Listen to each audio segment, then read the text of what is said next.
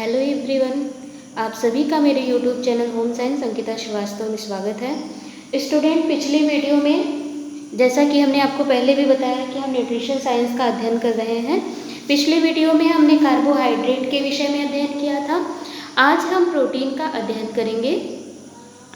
Protein आपको पता है कि पौष्टिक तत्वों में सबसे अधिक अगर किसी की मात्रा हमारे शरीर में होती है तो वो जल का होता है, और जल के बाद अगर दूसरा कोई तत्व सबसे ज़्यादा है तो वो है प्रोटीन। हमारे शरीर में दूसरे नंबर पे स्थान होता है प्रोटीन का।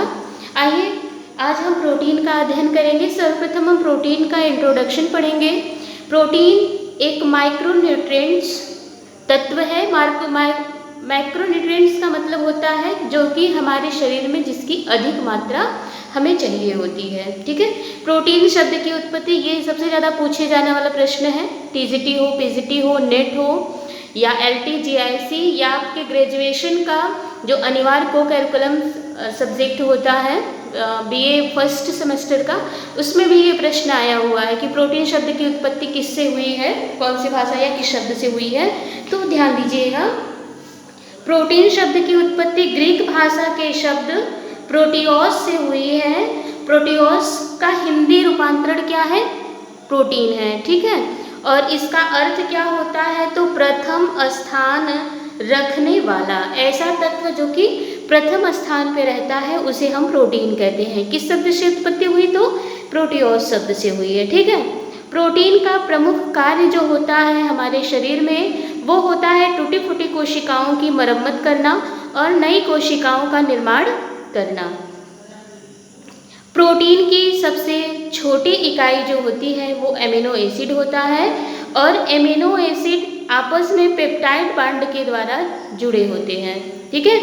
इसकी खोज कब हुई? तो प्रोटीन की खोज 1838 में हुई थी। पूछा जाता है प्रश्न कि प्रोटीन की खोज कब हुई?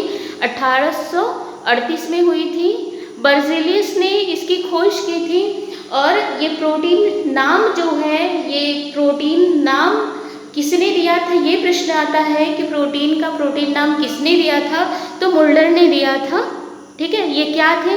ये डच के निवासी थे और एक रसायन शास्त्री थे। क्लियर? प्रोटीन का ये इंट्रोडक्शन रहा। ठीक है। इसके बाद हम पढ़ेंगे प्रोटीन का रासायनिक संगठन, मतलब प्रोटीन बना कैसे होता है, प्रोटीन में कौन कौन से रासायनिक तत्व होते हैं। प्रोटीन एक कार्बनिक यौगिक है। कार्बनिक यौगिक मतलब जिसमें कार्बन उपस्थित होता है उसको हम कार्बनिक यौगिक कहते हैं, और जिसमें कार्बन उपस्थित नहीं होता है उसे हम अकार्बनिक यौगिक कहते हैं। ठीक है। तो प्रोटीन कैसा तत्व है? तो कार्बनिक तत्व है। इसमें कार्बन, हाइड्रोजन, ऑक्सीजन, नाइट्रोजन तत्व पाया जाता है। इसके साथ साथ इसमें कुछ मात्रा में सल्फर और फास्फोरस भी उपस्थित होता है। ध्यान दीजिएगा, प्रोटीन ही एक ऐसा पौष्टिक तत्व है जिसमें कि नाइट्रोजन उपस्थित होता है। ठीक। और इसके साथ साथ इसमें सल्फर भी होता है। इसके साथ कुछ अकार्बनिक तत्व भी इसमें होते हैं, जैसे लोहा, तांबा, आयोडीन, कोबाल्ट और अन्य लवण भी इसमें उपस्थित होते हैं। जैसा कि हमने पहले ही बता दिया कि प्रोटीन का मुख्य भाग क्या होता है? तो नाइट्रोजन होता है। नाइट्रोजन की उपस्थिति के कारण ही प्रोटीन को कार्बोज मतलब कार्बोहाइड्रेट और वसा से भिन्न समझा जाता है, या ये भिन्न होता है। ये नाइट्रोजन के उपस्थिति के कारण ही प्रोटीन को नाइट्रोजन युक्त भोज्य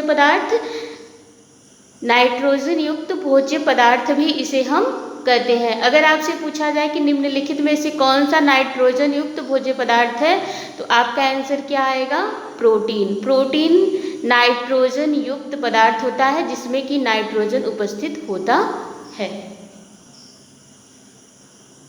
ये ज़्यादा इम्पॉर्टेंट है, ध्यान दीजिएगा। अगर आपसे नाइट्रोजन की बात कही जा रही है तो आप सीधा समझिएगा कि हाँ प्रोटीन की बात हो रही है। ठीक है। इसके बाद ये सबसे ज़्यादा इम्पॉर्टेंट है, यहाँ पे पूछा जाता है कि प्रोटीन के संगठन में कि नाइट्रोजन कितने % होते हैं, सल्फर कितने %, ऑक्सीजन, ये पूछा जाता है। इसलिए हमने इस तरह से चार्ट बना करके आपके लिए दिया। ध्यान दीजिए, इसी चार्ट को बस याद कर लीजिएगा, द मोस्ट भी इम्पॉर्टेंट है ये क्या है, प्रोटीन में प्रमुख रसायनों का प्रतिशत। अभी अभी हमने आपसे बताया ना, देखिए यहाँ हमने बताया ना कि प्रोटीन में कार्बन, हाइड्रोजन, ऑक्सीजन और नाइट्रोजन होता है, कुछ मात्रा में सल्फर और फास्फोरस होता है। तो प्रश्न यह उठता है कि कितनी मात्रा में होता है, कितना प्रतिशत होता है, ये प्रश्न किया जाता है। तो देखिए इस चार्ट के माध्यम से हम समझेंगे। प्रोटीन में एक साइड हमने तत्व लिख दिया, एक साइड कितनी प्रतिशत में मात्रा है। देखिए कार्बन को हम C से प्रदर्शित करते हैं, ये तो आप जानते ही है। तो कार्बन को हमने C से प्रदर्शित किया और प्रोटीन में 50% कार्बन होता है। ठीक, ऑक्सीजन O2 से हम इसको प्रदर्शित करते हैं, ऑक्सीजन 32% होता है, 32%। नाइट्रोजन ये पूछा जाता है, बहुत ज़्यादा पूछा गया क्वेश्चन है ये नाइट्रोजन। अभी जो पिछले साल सेमेस्टर वाइज ग्रेजुएशन का पेपर हुआ है को कैरिकुलम का, फूड एंड न्यूट्रिशन वाला, उसमें भी पूछा था। TGT, PGT, LT, नेट में भी ये पूछा जाता है, प्रतिशत मिलाने के लिए दे दिया जाता है ना। द मोस्ट भी इम्पॉर्टेंट, बहुत ज़्यादा इम्पॉर्टेंट है ये क्वेश्चन कि नाइट्रोजन कितने % होते हैं प्रोटीन में। क्यों इम्पॉर्टेंट है ये भी हम आपको बता दे रहे हैं, क्योंकि प्रोटीन ही एक ऐसा पौष्टिक तत्व है जिसमें नाइट्रोजन होता है। तो पूछा जाता है ना कि नाइट्रोजन कितने % होते हैं, तो 16% होता है। ठीक है, इसके बाद है हाइड्रोजन 7% होता है और सल्फर 3% होता है, फास्फोरस भी 3% होता है। इस चार्ट को आप याद कर लीजिएगा, स्पेशली नाइट्रोजन को तो बिल्कुल भी मत भूलिए। Nitrogen 16%, oxygen 32%, carbon 50%। कार्बन युक्त तत्व है, कार्बनिक यौगिक है ना, हमने पहले बता दिया। तो 50% में तो कार्बन आ गया, ये याद रखो। 50% क्या है, कार्बन है। फिर इसके बाद ऑक्सीजन की बात आती है, ऑक्सीजन 32%, नाइट्रोजन 16%, हाइड्रोजन 7%, सल्फर और फास्फोरस 3%। ठीक है, सबसे कम मात्रा में होता है, लेकिन एक प्रोटीन ही ऐसा है जिसमें सल्फर की मात्रा होती है। इसी सल्फर के कारण महक भी होता है। देखिए मांस में प्रोटीन अच्छी मात्रा में पाया जाता है, आगे मैं बताऊंगी आपको, जो स्रोत बताएंगे तो देखेंगे मांस महकता भी है, इसी सल्फर के कारण महकता है।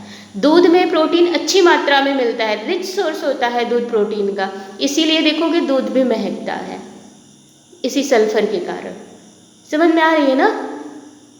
दाल भी महकता है, देखिए दाल भी रिच सोर्स है। ठीक है, तो इसी सल्फर के कारण एक महक होती है। तो प्रोटीन में सल्फर पाया जाता है, बहुत कम प्रतिशत पाया जाता है, 3% पाया जाता है, लेकिन पाया जाता है। इसके बाद हम यहाँ आपको बताएं कि हमारे शरीर का 15% भाग प्रोटीन का होता है। कुल शारीरिक प्रोटीन का 1/3 भाग मांसपेशियों में। ठीक है, ये पूछा जाएगा, ध्यान दीजिएगा। ये पूछा जाता है कि कितना भाग प्रोटीन हमारी मांसपेशियों में होता है, तो 1/3 भाग। और 1/5 भाग अस्थियों में, अस्थि का मतलब हड्डी और उपास्थि, ठीक है, और दांतों में होता है। ठीक, 1/3 भाग मांसपेशियों में, 1/5 भाग अस्थि, उपास्थि, दांत, त्वचा में होता है। शेष और अन्य जो बचा वो हमारे ऊतकों के तरल द्रव्य में होता है। ठीक है, ये रहा प्रोटीन का इंट्रोडक्शन। आगे हम प्रोटीन के विषय में और अध्ययन करेंगे, प्रोटीन के कार्य बताएंगे। प्रोटीन की सबसे छोटी इकाई अभी हमने आपको बताया कि अमीनो एसिड होता है, अमीनो एसिड के विषय में पढ़ेंगे। जैसे कार्बोहाइड्रेट का हमने बताया कि सबसे छोटी इकाई क्या होता है, ग्लूकोज होता है। मानव शरीर की सबसे छोटी इकाई क्या होती है, कोशिका होती है। इसी तरह से प्रोटीन की सबसे छोटी, सबसे सरलतम इकाई क्या होती है, तो अमीनो एसिड होती है। नेक्स्ट वीडियो में हम आपको अमीनो एसिड के विषय में पढ़ाएंगे। ठीक है, बहुत अच्छे से आप लोग नोट करिए इसको, और आप इसका नोट्स बना करके बहुत अच्छे से तैयारी करिए। एक एक टॉपिक आपका एकदम अच्छे से क्लियर हो जाएगा। ठीक है, अगर आप चैनल पे नए हैं तो चैनल को सब्सक्राइब कर लीजिए, जिससे आने वाली वीडियो का नोटिफिकेशन आपको तुरंत मिले। Thank you for watching my video.